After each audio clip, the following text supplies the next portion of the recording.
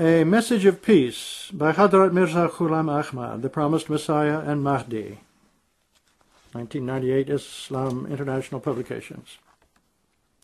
In the name of Allah, the Gracious, the Merciful, we praise Him and send blessings on His exalted Prophet. O my Almighty God, my beloved Guide, show us the path which leads the righteous and the sincere to Thee, and save us from treading the path which leads to carnal desires, malice, spite, and worldly pursuits. Having done that, I now draw your attention to the following. Notwithstanding the hundreds of differences between us, Muslims and Hindus alike share one thing in common, that is, we all believe in God, the Creator and Master of the universe. Also, we belong to the same denomination of God's species and are referred to as humans. Furthermore, as inhabitants of the same country, we are mutual neighbors. This requires that we behave like friends to each other with purity of heart and sincerity of intention. We should dispose kindly to each other and be mutually helpful. In the differences pertaining to religious and worldly matters, we should also exercise such sympathy towards each other as limbs of the same body. My countrymen, a religion which does not inculcate universal compassion is no religion at all. Similarly, a human being without the faculty of compassion is no human at all. Our God has never discriminated between one people and another. This is illustrated by the fact that all the potentials which were granted to the Aryans were also granted to the races inhabiting Arabia, Persia, Syria, China, Japan, Europe, and America. The earth, created by God, provides a common floor for all people alike, and His sun and moon and many stars are a source of radiance to all alike. They also have many other benefits. Likewise, all peoples benefit from the elements created by Him, such as water, fire, earth, and other similar products, such as grain, fruit, and healing agents, etc. These attributes of God teach us the lesson that we too should behave magnanimously and kindly towards our fellow human beings, and should not be petty of heart and illiberal. Friends, take it as certain that if either of our two nations would not treat God's attributes with respect and will not shape her conduct in accordance with the conduct of God, then that nation will be wiped out from the face of the earth. Not only will it destroy itself, but it will also jeopardize the future of the generations to come. The righteous of all ages have testified that following God's way works like an elixir for the people. Moreover, the survival, both physical and spiritual, of human beings depends on the same eternal truth that man should follow the virtuous attributes of God, who is the fountainhead of all that is essential for survival. God commences the Holy Koran with the following verse of Surah Al-Fatiha. All perfect and pure praise is due to Allah alone, Lord of all the worlds. Surah Al-Fatiha, chapter 1, verse 2. The word Alam means worlds. It comprises all different people, all different ages, and all the different countries. Again, the commencement of the Holy Koran with this verse was designed to counter the views of such people as attempted to monopolize God's unlimited providence for their own nation to the exclusion of all others. As though having created them, God discarded them as being of no consequence, or else perhaps to oblivion by Him, or, God forbid, they were not created by Him.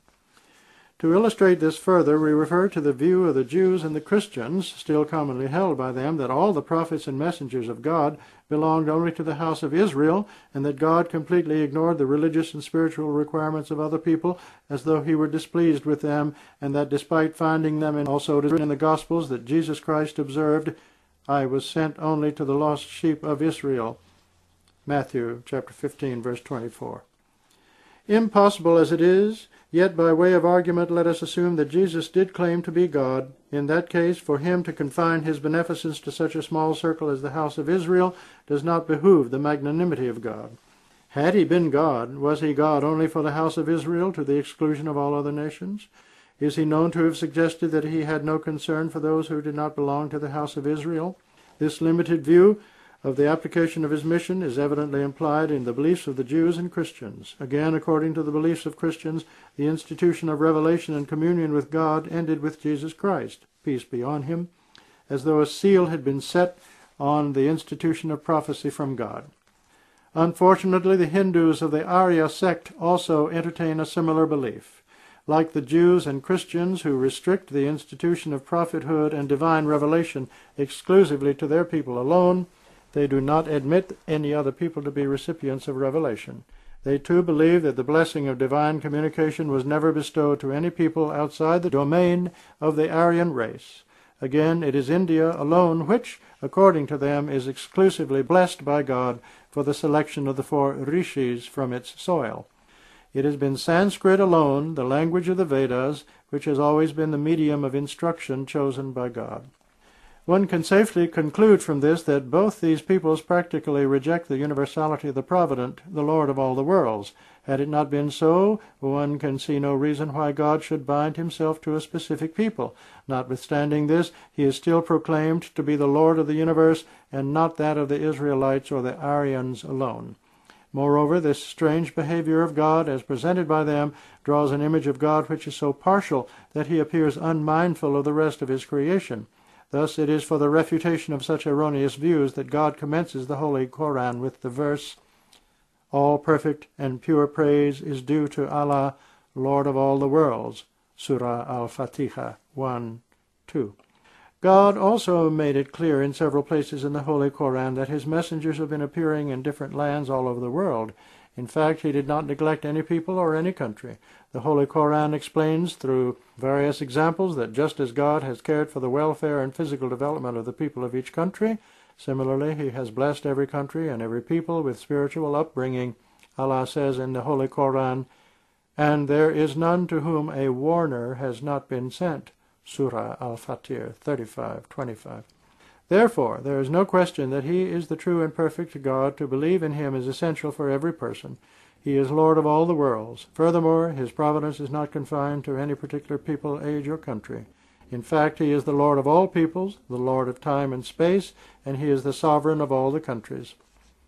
He again is the fountainhead of all beneficence and the source of every physical and spiritual strength. All that exists is sustained by him. He is the support for every creature. It is the universal beneficence of God which encompasses all peoples, all countries, and all ages. It so happened, lest anyone should have cause to complain, God has bestowed his favor upon such and such a people, but not upon us. Or one may complain, so-and-so received the book in order to be guided, while we were deprived. Likewise, one could say, in such and such an age, he revealed himself through his revelations, communications, and miracles, but in our time he chose to remain hidden. Thus, by demonstrating his universal beneficence, he left no justification for such possible accusations. He displayed his virtues boundlessly, so that no people remained bereft of physical and spiritual bounties from him.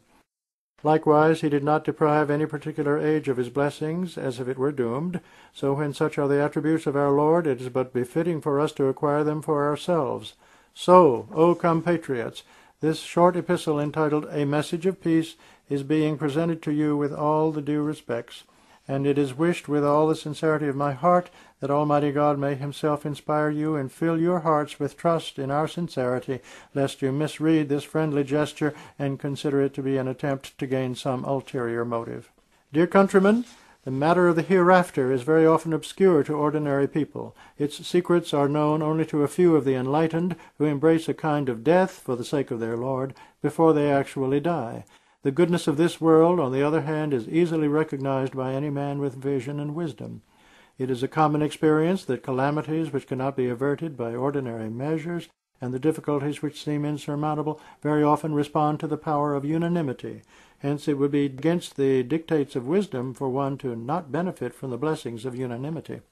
The Hindus and Muslims are two great nations inhabiting this country. It is erroneous to believe that either of the two, for instance the Hindus, would one day gain total domination over the Muslims and turn them out of this country altogether. Likewise, it is not possible for Muslims to expel the Hindus from their homeland. It should always be borne in mind that Hindus and Muslims are indispensable to each other in this country. If one is beset with a calamity, the other will inescapably share it. If either one intends to humiliate the other out of egoistic pride or vanity, then it will not escape the consequent disgrace. And if one of them falls short of showing concern for his neighbor, then he too will suffer the ill effect of his callousness. Anyone among you who contemplates annihilation of the other is like one who saws off the branch on which one is sitting. With the grace of Allah you have achieved a measure of education. It behooves you therefore to eschew grudge and promote mutual love. Similarly, the dictates of your wisdom require that you abandon the course of callousness and adopt an attitude of compassion and sympathy. The hardship of this life is likened to a journey in a desert in the midst of a summer on a hot sunny day. It would be futile to take this arduous journey without cool water. It is the cool water of mutual love which you so direly need. In precarious times such as these, the undersigned invites you to a truce, as reconciliation is urgently required. Many a calamity is